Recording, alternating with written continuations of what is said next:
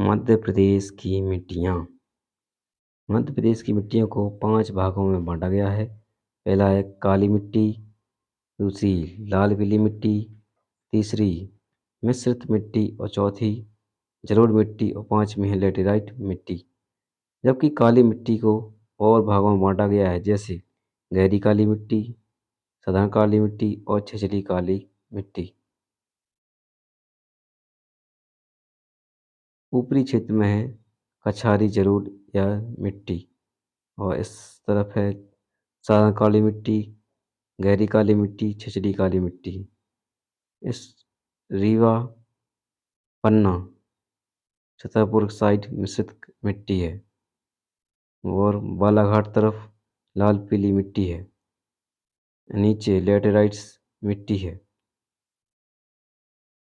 Next है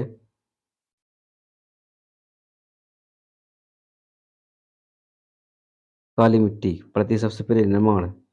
इस मिट्टी का निर्माण बैसाल चट्टानों के अपरदन से हुआ है। अन्य नाम इस मिट्टी को रेगुर मिट्टी, कपासी मिट्टी, चेरनोजम यानी कैल्शियम की अधिकता के कारण कहा जाता है। वह कानेर के नाम से भी जाना जाता है। क्षेत्रफल यह मिट्टी मध्य प्रदेश के सर्वाधिक क्षेत्रफल लगभग 47% भाग में पाई जाती है। अधिकता इस मिट्टी में आयरन, चूना, कैल्शियम तत्व प्रचुर मात्रा में पाए जाते हैं। कमी इस मिट्टी में नाइट्रोजन, फास्फोरस, पोटास यानी NPK तत्वों की कमी होती है। फसल इस मिट्टी की प्रमुख फसलें कपास, सोयाबीन व मूंगफली है। विस्तार इस मिट्टी का विस्तार मध्य प्रदेश जो है के मालवा पठार व नीमच क्षेत्र में मिलता है। अन्य विशेषताएं देखें तो काली मिट्टी स्वयं जोत वाली यानी सेल्फ प्लॉथिंग होती है, इसलिए इसलिए सिंचाई की आवश्यकता अधिक नहीं होती है। काली मिट्टी का काला रंग टिटिनी फेरस मैग्नेटाइट के कारण होता है।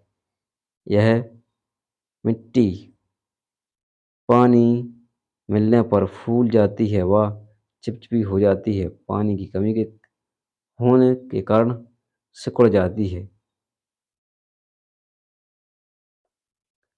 मृदाओं के अन्य नाम में देखा जाए तो काली मिट्टी का अन्य नाम है रेगुर मिट्टी, कपासी मिट्टी, चेरनोजम और लाल पीली मिट्टी को कहा जाता है चनका डोरसा। जलोढ़ मिट्टी को कहते हैं दोमट मिट्टी। लैटेराइट मिट्टी को कहते हैं लाल भूरी या सफ़ेद मिट्टी। नेक्स्ट है काली मिट्टी का वर्गीकरण। काली मिट्टी का वर्गीकरण निम्न भागों में किया जाता है। पहला साधारण काली मिट्टी। साधारण काली मिट्टी मालवा क्षेत्र में पाई जाती है। गहरी काली मिट्टी काली मिट्टी निमाड़ क्षेत्र में पाई जाती है और छिछली काली मिट्टी सतपुड़ा क्षेत्र में पाई जाती है।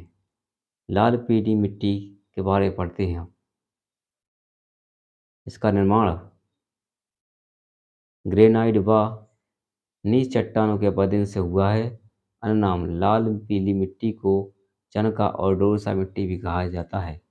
क्षेत्रफल यह लाल पीली मिट्टी मध्य प्रदेश के 33% भाग पर पाई जाती है। अधिकता इस मिट्टी में आयरन लोहा तत्व की आवश्यकता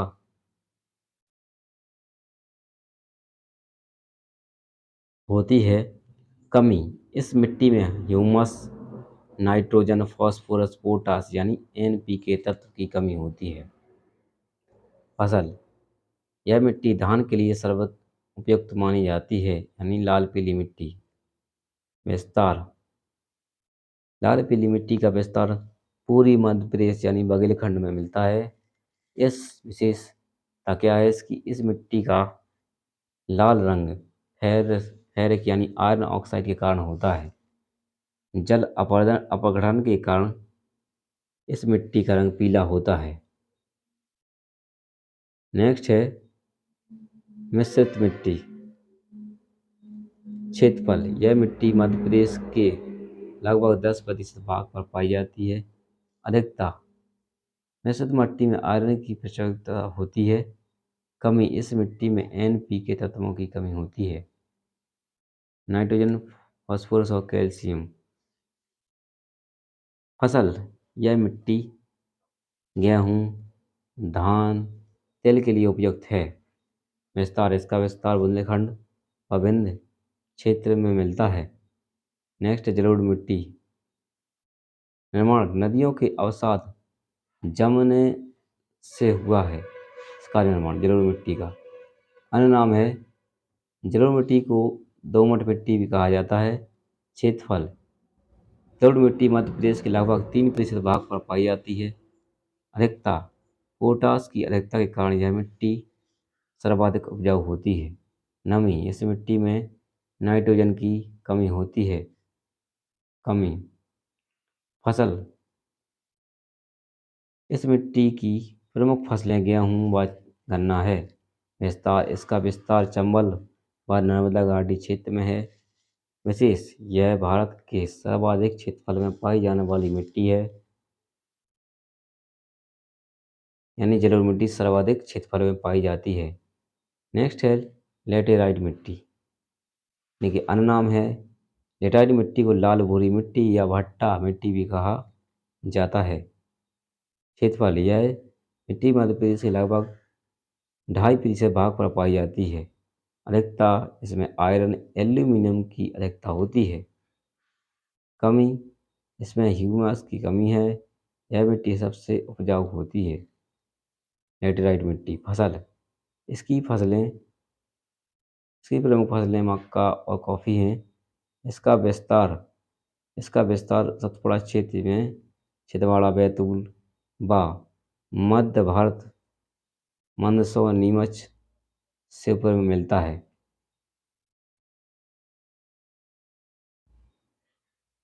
नेक्स्ट है प्राकृतिक क्षेत्र में मृदा वितरण। प्राकृतिक क्षेत्र, मालवा पठार में साधारण काली मिट्टी पाई जाती है और बघेलखंड में लाल पीली मिट्टी पाई जाती है। सतपुड़ा पठार में छिछली काली मिट्टी पाई जाती है। निमाड़ क्षेत्र में गहरी काली मिट्टी मिलती है। मध्य भारत के पठार में कछारी और जलोढ़ मिट्टी दोनों पाई जाती हैं। मिट्टी में रंग के कारण, काला जो है काली मिट्टी में काला रंग टेटनी फेरस मैग्नेटाइट के कारण होता है। लाल मिट्टी में लाल रंग फेरिक ऑक्साइड के कारण होता है। लेटेराइट में भूरा सफ़ेद रंग केओलिन के कारण होता है। फसलों के लिए उपयुक्त मृदा, फसल और उपयुक्त मृदा। कपास और मूंगफली उगती है सबसे ज़्यादा काली मिट्टी में। गेहूँ और गन्ना उगता है सबसे ज़्यादा जलोढ़ मिट्टी में। चावल उगते हैं लाल पीली मिट्टी में सबसे ज़्यादा। मक्का और कॉफ़ी उगते हैं लेटेराइट मिट्टी में सबसे ज़्यादा, यानी सर्वाधिक में इसकी खेती होती है। नेक्स्ट है अवनालिका अपरदन यानी गली इरोजन। इस प्रकार के अपरदन में मृदा में बड़ी व अधिक गहरी नालियाँ बन जाती हैं। इन खंडरों को बीहड़ कहा जाता है। साधारणतः चंबल नदी के द्वारा अवनालिका अपरदन में देखने को मिलता है। मध्य प्रदेश में सर्वाधिक बीहड़ प्रभावित जिले रहे हैं मुरैना, भिंड से ऊपर।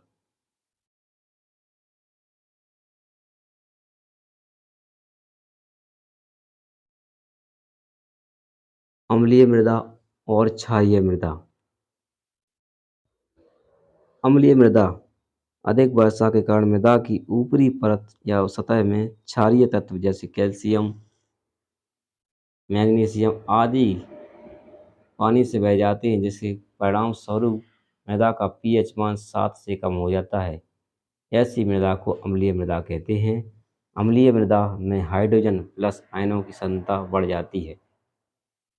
अम्लीय मृदा में के समाधान के लिए चूना का अधिक प्रयोग किया जाता है। दूसरा है क्षारीय मृदा। कम वर्षा के कारण क्षारीय जो है तत्व जैसे कैल्शियम, मैग्नीशियम व सोडियम आदि आयन घुलनशील होकर पानी के साथ नष्ट नहीं होते हैं और ऊपरी सतह पर एकत्र हो जाते हैं, जिसके परिणामस्वरूप मृदा का पीएच मान 7 से अधिक रह हो जाता है। ऐसी मृदा को हम क्षारीय मृदा कहते हैं। क्षारीय मृदा में OH माइनस आयनों की क्षमता बढ़ जाती है। क्षारीय मृदा के समाधान के लिए जिप्सम या पायराइट का प्रयोग किया जाता है।